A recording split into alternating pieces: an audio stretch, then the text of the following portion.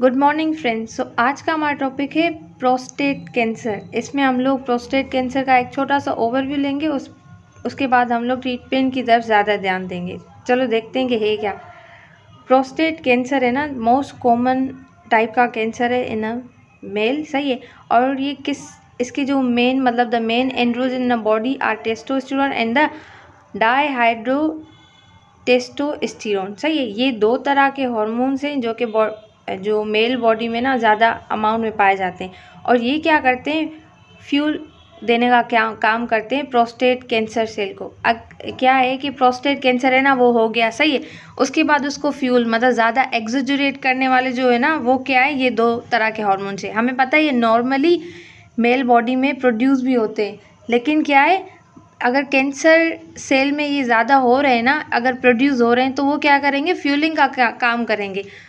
तो इससे क्या होगा, प्रोस्टेट कैंसर फैलेगा, स्प्रेड होगा। तो इसीलिए हम लोग हार्मोन को स्प्रेड या सप्रेस करने का ज़्यादा मतलब कि फोकस करते हैं कि इस हार्मोन्स को हम लोग सप्रेस करें।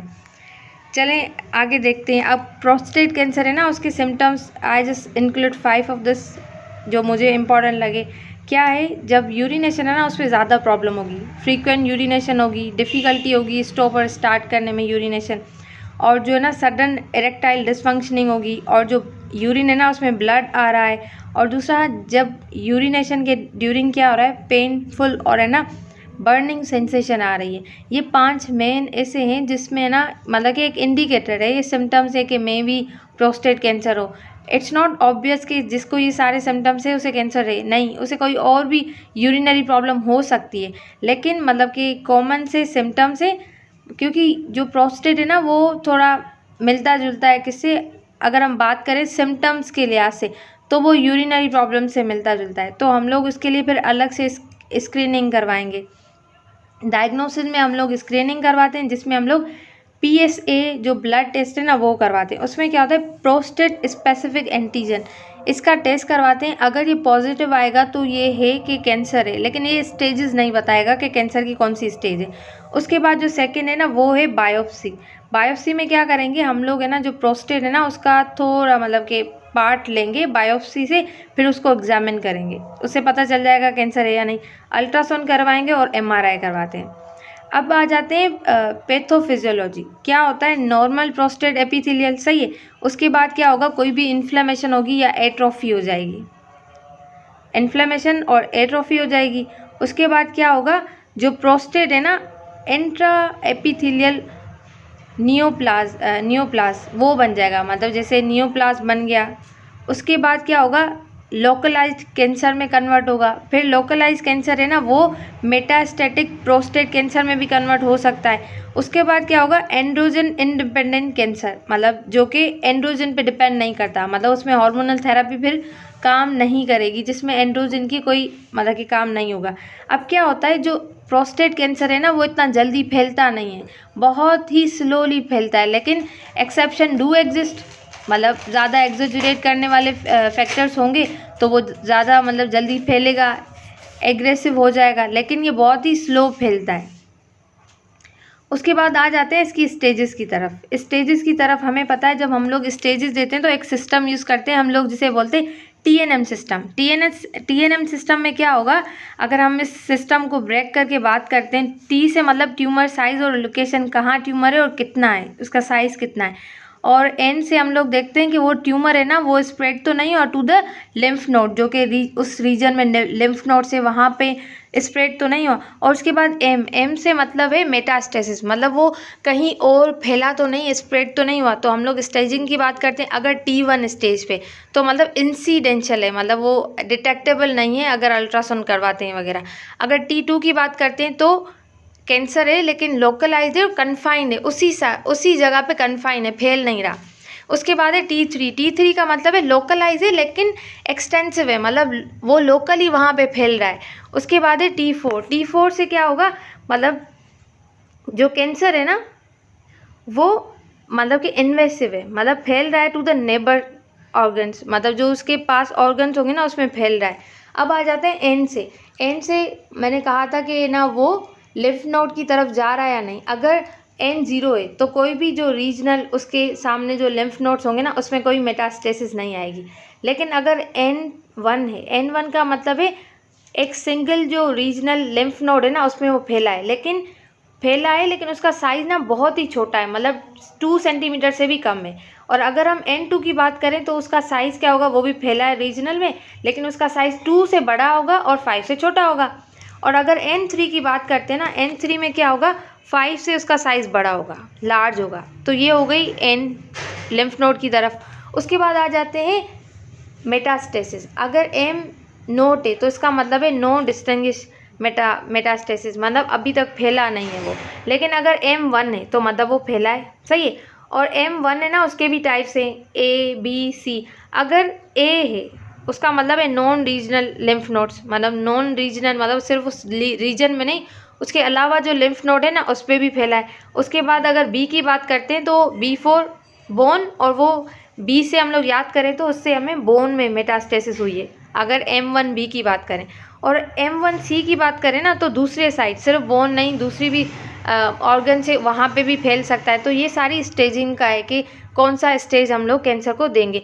अब हम लोग चलते हैं अपनी मेन स्लाइड की तरफ जो है ट्रीटमेंट। अब इसके ट्रीटमेंट ऑप्शन में क्या होगा, मैंने पहले ही कहा था कि 2 तरह के हार्मोन्स है ना इस जो कैंसर है ना उसको एक्सजरेट कर सकते हैं। मतलब एक दफ़ा कैंसर हो गया, फिर उस कैंसर सेल को फ्यूल का काम कौन करेगा, ये 2 तरह के मेल हार्मोन्स, एक तो टेस्टोस्टेरोन है, दूसरा है DHT, ये फ्यूल का काम करते हैं। तो हमारा जो ट्रीटमेंट होगा ना उसमें हम लोग इन 2 हार्मोन्स को सप्रेस करने की करते हैं कि ये दोनों सप्रेस हो जाए। तो इससे क्या होगा, जो कैंसर है ना वो इतना जल्दी फैलेगा नहीं, वो लोकलाइज्ड रहेगा। और अगर कैंसर है ना बहुत ही लोकलाइज्ड है, कन्फाइन है, तो हम लोग सर्जरी करके उसे रिमूव भी कर सकते हैं। तो ट्रीटमेंट की तरफ जाते हैं। हमें पता है कि हाइपोथैलेमस, सही है, हाइपोथैलेमस रिलीज़ करता है एक हार्मोन जिसे हम LHRH कहते हैं। इसका मतलब है ल्यूटिनाइजिंग हार्मोन रिलीजिंग हार्मोन। और ये क्या करेगा, जाके बाइंड होगा पिट्यूटरी ग्लैंड में, और पिट्यूटरी ग्लैंड फिर 2 हार्मोन्स बनाएगी, LH और दूसरा ACTH, सही है। जो LH है वो जाके टेस्टिकल्स में काम करेगा, और जो ACTH है ना वो जाके एड्रिनल ग्लैंड्स में काम करेगा। फिर क्या होगा, जो टेस्टिकल्स से वो प्रोड्यूस करेंगी टेस्टोस्टेरोन, और जो एड्रिनल ग्लैंड है ना वो 2 तरह के हार्मोन्स प्रोड्यूस करेगी, एक तो एंड्रोस्टेनडायोन और दूसरा डाईहाइड्रोप्लेन एंड्रोस्टेरोन। ये 2 तरह के हार्मोन्स प्रोड्यूस करेंगी, और ये जाके एक्ट करेंगे प्रोस्टेट ग्लैंड में, मतलब प्रोस्टेट सेल पे भी एक्ट कर सकते हैं। उसके बाद क्या होता है, यही 2 तरह के हार्मोन जो टेस्टोस्टेरोन है और ये जो मतलब जो एड्रिनल ग्लैंड्स हार्मोन बना रहे वो जाके कन्वर्ट हो जाते हैं DHT में, सही है। DHT क्या है, डाईहाइड्रो टेस्टोस्टेरोन। ये दोनों मेन हार्मोन है जो कि फ्यूल का काम करते हैं। तो टेस्टोस्टेरोन क्या करता है, कन्वर्ट हो जाता है इसमें, और जब टेस्टोस्टेरोन इसमें कन्वर्ट होगा ना उसमें एक एंजाइम यूज़ होता है जिसको हम लोग बोलते हैं 5-अल्फा रिडक्टेज।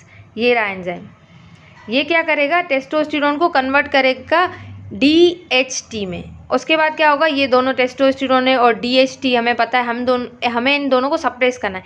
ये जाके बाइंड होते हैं न्यूक्लियस में, सही है। उसके बाद वो पूरा प्रोसेस होगा। तो अब हमारे जो ट्रीटमेंट प्लान होगा ना वो कैसा होगा, या तो हम लोग हाइपोथैलेमस को कहें भाई LHRH नहीं बनाओ, हमें नहीं चाहिए, सही है। या तो हम पिट्यूटरी ग्लैंड को बोलें भाई हार्मोन्स नहीं बनाओ, या तो हम लोग टेस्टिकल को ऐसा करें कि वो टेस्टोस्टेरोन ना बनाए, या एड्रिनल ग्लैंड को सप्रेस करें। तो ये सारे हमारे ट्रीटमेंट ऑप्शंस आ सकते हैं। या तो हम लोग 5-अल्फा रिडक्टेज को इनहिबिट करें, तो क्या होगा, हाइपोथैलेमस को इनहिबिट करने के लिए जो हम लोग थेरेपी देंगे ना वो है LHRH एंटागोनस। ये क्या होता है, फीडबैक मैकेनिज्म हम लोग को पता है। हाइपोथैलेमस को जब होगा कि मतलब कि जो बॉडी में ना LHRH का अमाउंट बहुत ज़्यादा है, मतलब कि एगोनस देने से क्या होगा, बॉडी में उसका लेवल आएगा। तो हाइपोथैलेमस को एक मिसकंसेप्ट होगा कि नहीं, बॉडी में इसका अमाउंट ज़्यादा है तो मुझे नहीं बनाना। तो जब हम लोग इसका एगोनस देते हैं ना, यू मे बी कन्फ्यूज़ कि एगोनस क्यों दे रहे हैं। एगोनस इसलिए दे रहे हैं कि हाइपोथैलेमस को ये मिसकंसेप्ट हो जाए कि LHRH का लेवल बॉडी में ज़्यादा है तो मैं नहीं बनाऊँ। तो वो क्या करेगा, नहीं बनाएगा। एक तो ये थेरेपी दे सकते हैं। दूसरा, अब है ना LHRH बन गया हाइपोथैलेमस से, अब क्या करें, अब क्या करेंगे, जो सेकंड ऑप्शन है ना वो यूज़ करेंगे। अब ये हार्मोन बन तो गया है, वो जाके पिट्यूटरी ग्लैंड के रिसेप्टर से बाइंड होगा, हम लोग क्या करेंगे, उन्हीं को ब्लॉक कर देते हैं। तो उनको ब्लॉक करने के लिए हम लोग क्या करेंगे, LHRH है ना, उसका एंटागोनिस्ट दे देंगे। वो एंटागोनिस्ट जाके इसकी जगह पे बाइंड हो जाएगा, इसको बाइंड नहीं होने देगा, तो इससे क्या होगा, जो टेस्टोस्टेरोन और जो DHT है ना वो नहीं बनेगा। दूसरा ऑप्शन ये था, इसको भी कर दिया। अब ये भी क्या है कि LHRH बन गया, पिट्यूटरी ग्लैंड में बाइंड हो गया, पिट्यूटरी ग्लैंड ने 2 तरह के हार्मोन्स LH और CTH भी बना लिया। अब क्या होगा, टेस्टिकल्स में इन्होंने बाइंड किया। अब हम टेस्टिकल्स क्या करेंगी, टेस्टोस्टेरोन्स बना देंगी, और एड्रिनल ग्लैंड उस पर भी ये ACTH बाइंड हो गया। तो यहाँ पे क्या है, एड्रिनल ग्लैंड को हम लोग ब्लॉक कर सकते हैं, मतलब रोक सकते हैं कीटोकोनाजोल देके। कीटोकोनाजोल एक एंटी फंगल मतलब कि एंटी फंगल मेडिसन है, लेकिन ये कैंसर के लिए भी यूज़ होती है। क्या करती है कीटोकोनाजोल, ये इनहिबिट करती है एड्रिनल ग्लैंड, जो कि किडनी के ऊपर ग्लैंड होता है, उसको इनहिबिट करेगी कि तुम ये 2 तरह के जो हार्मोन बना रहे हो ना, एंड्रोस्टेंडायोन और डाईहाइड्रोप्लेन एंड्रोस्टेरोन, ये नहीं बनाओ, नहीं चाहिए हमें, तो वो इसको ब्लॉक कर देगा। एक ऑप्शन ये भी है। और उसके बाद क्या है, अब टेस्टोस्टेरोन बन गया है, ये 2 तरह के हार्मोन्स भी बन गए। अब हम क्या करें, अब क्या होगा, जो टेस्टोस्टेरोन वो तो फ्यूल का काम कर रहा है उस प्रोस्टेट से कैंसर सेल पे। अब जो दूसरा फ्यूल है ना वो भी ये बना रहा है, कौन सा, DHT। तो हम लोग क्या करेंगे, टेस्टोस्टेरोन को DHT में कन्वर्ट नहीं होने देंगे। और हमें पता है इसकी कन्वर्जन के लिए एक एंजाइम यूज़ होता है जिसको हम लोग 5-अल्फा रिडक्टेज कहते हैं। तो हम लोग क्या करेंगे, 5-अल्फा रिडक्टेज है ना, उसको ब्लॉक कर देंगे। उसको ब्लॉक करेंगे तो टेस्टोस्टेरोन है ना वो कन्वर्ट नहीं होगा, किसमें, DHT में। अब DHT में कन्वर्ट नहीं होगा तो वो मतलब कि DHT फ्यूल का काम नहीं करेगा कैंसर सेल के लिए, तो क्या होगा, DHT नहीं बनेगा। अब क्या करते हैं, सब बन गया, टेस्टोस्टेरोन बन गया, DHT भी बन गया, तो लास्ट जो ऑप्शन बचता है ना हम लोग के पास, वो बचता है कि जो ये टेस्टोस्टेरोन और DHT बाइंड हो रहे हैं न्यूक्लियस की तरफ, उनकी बाइंडिंग को रोक दें। तो उसके लिए हम लोग एंटी एंड्रोजन दे देंगे। एंटी एंड्रोजन देंगे तो मतलब कि उसका जो इफेक्ट है वो क्या होगा, नहीं आएगा टेस्टोस्टेरोन और DHT का। आई होप ये आपको क्लियर है। अब हम आगे चलते हैं, सही है। आगे इसमें क्या है, अगर मतलब ट्रीटमेंट के हम लोग देखें तो हम सर्जरी की तरफ जा सकते हैं, हम रेडिएशन की तरफ जा सकते हैं, कीमोथेरेपी की तरफ जा सकते हैं। डिपेंड्स कि किस तरह का कैंसर है। अगर कैंसर लोकलाइज प्रोस्टेट कैंसर है तो क्या होगा, जो मतलब कि है ना उसमें हम लोग उसकी सर्जरी की तरफ जाएंगे, प्रोस्टेक्टोमी करवाएंगे या रेडियल थेरेपी की तरफ जाएंगे। इससे क्या होगा, मतलब वो जो प्रोस्टेट के मतलब जो कैंसर है ना वो ट्रीट हो जाएगा। उसके बाद जो सेकंड है ना वो लोकली एडवांस प्रोस्टेट कैंसर, मतलब लोकल तो है लेकिन एडवांस है, मतलब वो फैल रहा है, बढ़ रहा है साइज में। तो उसके लिए हम लोग क्या करेंगे, हार्मोनल थेरेपी देंगे जैसे हम लोगों ने पीछे देखी है, या सर्जरी कर कास्ट्रेशन करवाएंगे या मेडिकल कास्ट्रेशन करवाएंगे। कास्ट्रेशन से क्या होता है, जब सर्जरी करवाते हैं तो वो टेस्टिकल्स वगैरह है ना उसके जो हार्मोन्स जैसे टेस्टोस्टेरोन और है ना वो कौन सा था, टेस्टोस्टेरोन और जो DHT है ना वो नहीं बनते।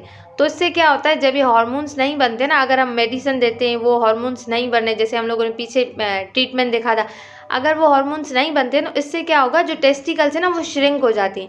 जब वो श्रिंक होंगी तो आगे जाके टेस्टोस्टेरोन्स बनाएंगी नहीं। तो ये भी एक ऑप्शन होता है ट्रीटमेंट पे। और दूसरा जो है ना वो है मेटास्टेटिक प्रोस्टेट कैंसर, मतलब वो कैंसर फैल रहा है। तो उसके लिए हम लोग क्या करेंगे, LHRH हम लोग एंटागोनिस्ट देंगे और कीटोकोनाजोल देंगे। आई होप आपको वीडियो अच्छी लगी होगी। वीडियो अच्छी लगी है तो वीडियो को लाइक